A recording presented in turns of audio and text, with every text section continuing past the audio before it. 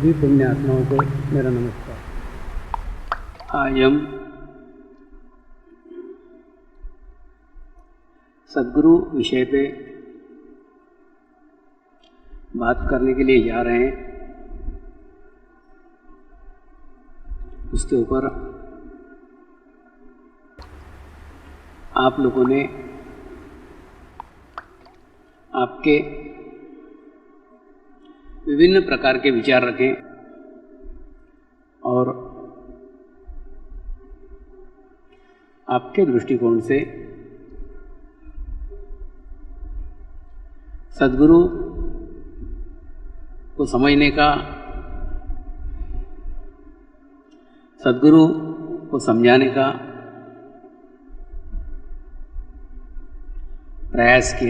प्रयत्न किया। सर्वप्रथम मैं आपको बता दूं, यह एक अलग ही दुनिया का ये शब्द है, अलग ही दुनिया का शक्ति का स्रोत है। इसलिए हमारे सामाजिक जीवन में इस दुनिया की कल्पना भी नहीं की जा सकती है। हमारे व्यवहारिक दृष्टिकोण से इस विषय को समझा ही नहीं जा सकता है। हमारी बुद्धि इस विषय पे जाके कुंठित हो जाएगी, क्योंकि यह विषय बुद्धि से परे है, समाज से परे है, व्यवहारिक दुनिया से भी परे है। क्योंकि अध्यात्म के नाम पर, परमात्मा के प्राप्ति के नाम पर हम जो भी कर्मकांड करते हैं, जो भी पढ़ते हैं, जो भी लिखते हैं, जो हवन करते हैं, माला फेरते हैं, इन सब की एक परिसीमा है। एक ही कर्मकांड, एक ही कार्य सब मनुष्य नहीं करते। एक विशिष्ट धर्म के लोग विशिष्ट पद्धति से करते हैं, अलग धर्म के लोग अलग पद्धति से करते हैं। लेकिन सत्य अटल, सत्य सदैव विश्व में मान्य है। उसको किसी सीमाओं में बांधा नहीं जा सकता। जिस प्रकार से सारे विश्व में सूर्य सिर्फ एक है, विश्व कि किसी भी देश का, किसी भी जाति का, किसी भी भाषा का भेदभाव सूर्य कर ही नहीं सकता।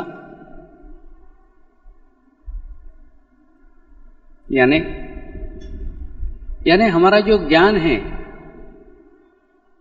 हमारी जो भाषा है, उस भाषा से ये विषय समझ में नहीं आएगा। और किसी भी भाषा से, किसी भी पुस्तकों से ज्ञान प्राप्त किया हुआ व्यक्ति इस विषय को परिभाषित नहीं कर सकता है, इस विषय पे बात नहीं कह सकता है। क्योंकि ये विषय किसी भाषा में समाहित होने वाला नहीं है। ये विषय किसी शब्दों से बताया जाए ऐसे कोई शब्द दुनिया में है ही नहीं।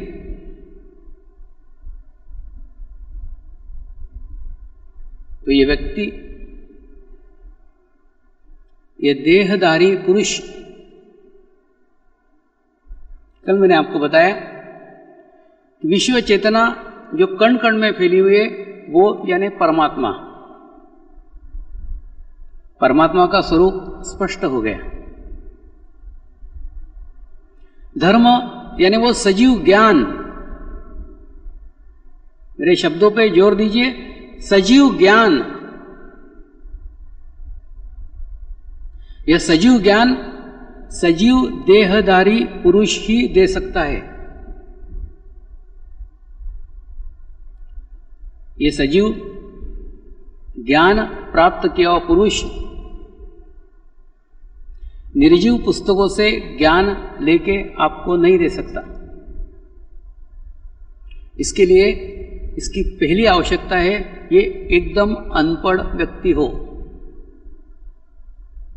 एक ऐसा व्यक्ति हो जिस व्यक्ति ने कोई भी निर्जीव पुस्तकें पढ़ी ही नहीं हो। पुस्तकें निर्जीव है, आप सजीव हैं, तो निर्जीव पुस्तकें आपसे श्रेष्ठ नहीं है। सजीव ज्ञान वो आपको कभी नहीं दे सकती। इसलिए पहाड़ के पास शुद्ध इच्छा नहीं है, नदी के पास शुद्ध इच्छा नहीं है, समुद्र के पास शुद्ध इच्छा नहीं है। शुद्ध इच्छा सिर्फ एक मानव के पास है। तो एक ऐसा मानव जिस मानव ने ज्ञान तो प्राप्त किया है, ज्ञान सजीव रूप में प्राप्त किया है, निर्जीव पुस्तकों से नहीं। यानी सर्वप्रथम वो अनपढ़ व्यक्ति होना चाहिए। महाराष्ट्र में एक संत होके गए जिन्होंने एक अक्षर भी पढ़ा हुआ नहीं था, और आज विश्वविद्यालयों में उनके ऊपर लोग पीएचडी कर रहे हैं। ये कौन सा ज्ञान उतरा था जो भाषा से परे था, जिसको पुस्तकें पढ़ने की आवश्यकता नहीं रही। मैं उस सजीव ज्ञान की बात कर रहा हूं। दूसरा, यह व्यक्ति समाज का न हो, एक जंगल का व्यक्ति होना आवश्यक है। इसलिए कि भारत में इस सजीव ज्ञान को वहन करने वाले मुनि हैं। वो मुनि समाज में नहीं रहते, उनकी एक अलग ही बसाहत है, उन मुनियों की एक अलग ही बस्ती है। वो बस्ती के मुनि कभी समाज में नहीं आते, समाज की तरफ देखने का उनका दृष्टिकोण भी नकारात्मक है। वो समाज को पसंद नहीं करते और उनकी स्थिति ऐसी है कि वो समाज में आ ही नहीं सकते, इतने एकांत में वो रहते हैं। तो ऐसे जंगल में रहने वाला व्यक्ति जो मुनि है वो आपके कोई काम का नहीं, वो संचालक है, इस सजीव ज्ञान का संचालक है, लेकिन वो आपके कोई काम का नहीं, क्योंकि वो आप तक पहुंचेगा नहीं। फिर ये परंपरा ऋषियों ने संजोई हुई है। ये सजीव मार्ग का संचालन सिर्फ ऋषि करते हैं। उनका संबंध वहां भी है, उनका संबंध यहां भी है।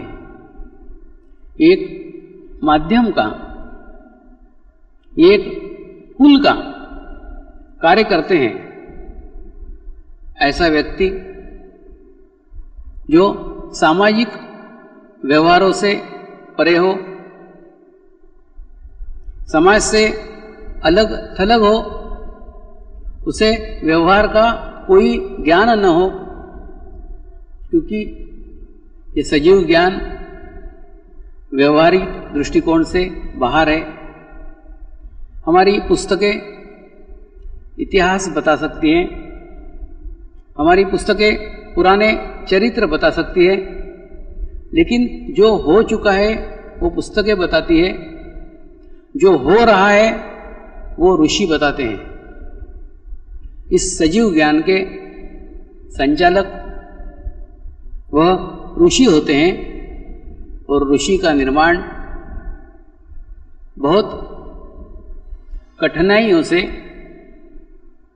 बहुत समय के शुद्ध इच्छा के बाद होता है। 7 जन्मों तक सिर्फ दूसरे के कुछ देने की इच्छा से जन्म लेने से जो 8वां जन्म होता है, उस 8वें जन्म में उसे एक करुणामय शरीर की प्राप्ति होती है। देखिए, करुणामय शरीर एक सुपात्र शरीर है, जो सुपात्र शरीर पे गुरु कृपा बरसती है। गुरु कृपा कोई पुस्तकों की वस्तु नहीं है। गुरु कृपा कुछ पढ़ी जाने वाली वस्तु नहीं है। गुरु कृपा की कोई सीमा नहीं होती। यह गुरु कृपा उस सुपात्र व्यक्ति पे बरसती है जिसका पूर्ण देह का निर्माण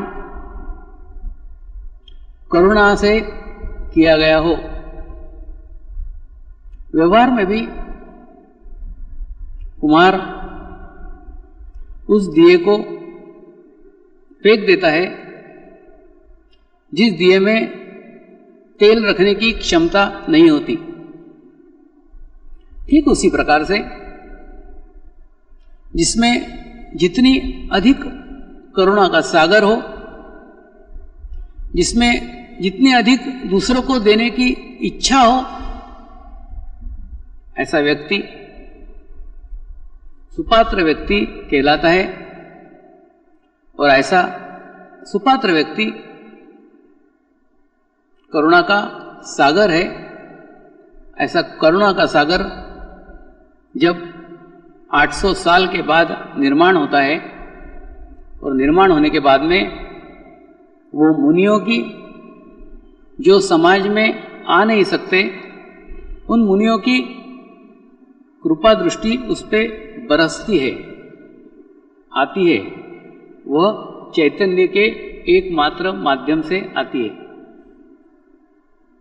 चैतन्य का माध्यम वो माध्यम है जिस माध्यम से सजीव ज्ञान प्राप्त होता है। सजीव ज्ञान वो ज्ञान जो भाषाओं से परे है, वो ज्ञान जो सीमाओं से परे है, वो ज्ञान जो धर्मों से परे है, वो ज्ञान सजीव ज्ञान कहलाता है। ऐसा सजीव ज्ञान उस व्यक्ति पे बरसता है जो व्यक्ति जीवित है भी, जीवित नहीं भी। यानी वो देह से स्वरूप में है, देह के स्वरूप में है, लेकिन देह के स्वरूप में नहीं है। यानी वो देहधारी होके भी देह में नहीं है, जिसके अंदर का मैं पूर्णतः समाप्त हो गया हो, जिसके अंदर सिर्फ दूसरे के लिए करुणा ही बाकी रह गई हो। ऐसा सुपात्र व्यक्ति इस गुरु कृपा का पात्र होता है। आपको सुपात्र बनने के लिए अधिक से अधिक अपने पात्र को बड़ा करना होगा। आपका पात्र आपके दूसरे की कार्य करने की इच्छा से, दूसरों को मदद करने की इच्छा से जितना विकसित होगा, उतने ही आपकी पात्र की क्षमता बढ़ती जाएगी। और आप जितना दूसरों को देते जाएंगे, उतना ही आपके पात्र का विस्तार क्षण प्रति क्षण बढ़ते जाएगा, दिन प्रतिदिन बढ़ते जाएगा और एक करुणामय सागर का निर्माण उस सुपात्र में हो सकता है। ऐसे व्यक्ति अगर आपके जीवन में आ जाए, ऐसा व्यक्ति आपके तरफ एक दृष्टिक्षेप कर दे, आपको स्पर्श कर दे, आपके लिए इच्छा मात्र कर दे, उसके इच्छा मात्र से सजीव ज्ञान प्रवाहित हो जाता है और सजीव ज्ञान प्रभावित हो जाने के बाद आपके भीतर जो परमात्मा का अंश है, वह आत्मा के रूप में विद्यमान है, वो प्रज्वलित हो जाता है, वो जल जाता है और जल जाने के बाद उस आत्मा के प्रकाश में आपका और आपके आसपास का सारा अंधेरा दूर हो जाता है और दूर होने के बाद में क्या अच्छा है और क्या बुरा है, इसका ज्ञान आपको आपके भीतर से ही होना शुरू हो जाता है। यानी वो सजीव ज्ञान प्राप्त होने के बाद आपके भीतर का धर्म जागृत होता है और धर्म जागृत होने के बाद में आपको सब नॉलेज, सब ज्ञान प्राप्त हो जाता है और वो ज्ञान प्राप्त होने के बाद आपको कोई भी जानकारी प्राप्त करने के लिए, कोई भी ज्ञान प्राप्त करने के लिए किसी पुस्तक की आवश्यकता नहीं रहती है, क्योंकि आपके इच्छा मात्र से आप उसके विषय की सारी जानकारी, समस्त जानकारी प्राप्त कर सकते हैं। सिर्फ आपके अंदर वो इच्छा होनी चाहिए कि हमें ये जानकारी लेना है। ऐसी इच्छा करने मात्र से ही आपको सब जानकारी प्राप्त हो सकती है।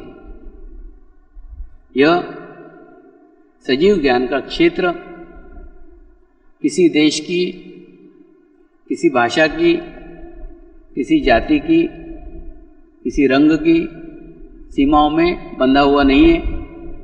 यह अति विशाल है, इसमें सारा विश्व समाहित हो गया है। अब ऐसे देहधारी ऋषि को पहचानेंगे कैसे, जानेंगे कैसे, सवाल ये आता है। जानने के लिए हमारे पास वो आँख नहीं है जिस आँख के द्वारा हम उसको पहचान सके, हम उसको जान सके। वो व्यक्ति कोई पुस्तक नहीं है जिसको हम बाजार से खरीद सकें। वो हमारे को भाषा नहीं मालूम जिस भाषा से हम उसे पढ़ सकें, हम उसे पहचान सकें। हमारे कान उतने सशक्त नहीं है कि हम उसकी आहट को जान सकें। तो हमारे पास जो व्यवहारिक ज्ञान है, जो व्यवहारिक बुद्धि है, ये सब उसको जानने के लिए, ये सब उसको पहचानने के लिए पर्याप्त नहीं है। फिर उसको पाने का, उसको पहचानने का, उसके सानिध्य में जाने का कौन सा रास्ता है, कौन सा मार्ग है? तो मार्ग है सबसे पहले हमारी निर्जीव पुस्तकों से प्राप्त की गई बुद्धि को हमको तिलांजलि देना पड़ेगी, बुद्धि को छोड़ना पड़ेगा। जब इस बुद्धि को छोड़ोगे तो इस बुद्धि के घर्षण से निर्मित आपके भीतर का अहंकार, आपके अंदर का मैं मरता चला जाएगा और जैसे ही आपके अंदर का मैं मरता चला जाएगा, धीरे धीरे आपके भीतर का सजीव ज्ञान का स्रोत उगता चला जाएगा। एक म्यान में दो तलवारें कभी नहीं रह सकती। ठीक उसी प्रकार से व्यवहारिक ज्ञान से, व्यवहारिक बुद्धि से इस सजीव ज्ञान की प्राप्ति कभी हो ही नहीं सकती। ये दो चीजें एक साथ कभी नहीं हो सकती। सर्वप्रथम उसे छोड़ना होगा। जब आप छोड़ेंगे तब आप महसूस करेंगे कि सजीव ज्ञान का उदय धीरे धीरे होने लग गया है। दूसरा, जब वो ज्ञान का उदय हो जाएगा, सजीव ज्ञान अनुभव होने लग जाएगा। अनुभव होने के बाद एक विशिष्ट चेतना, विशिष्ट चैतन्य की अनुभूति हमें प्राप्त होगी और वो प्राप्त होने के बाद एक आत्मिक शांति आपको महसूस होगी। जितने धर्मों के कर्मकांड है, इन सब कर्मकांडों का एक ही उद्देश्य है, एक ही रास्ता है कि आपको आपकी निर्विचारता की स्थिति प्राप्त हो जाए। ये निर्विचारता की स्थिति जैसे जैसे आपके भीतर का सजीव ज्ञान जागृत होगा, वैसे वैसे वो प्राप्त होना शुरू हो जाएगी।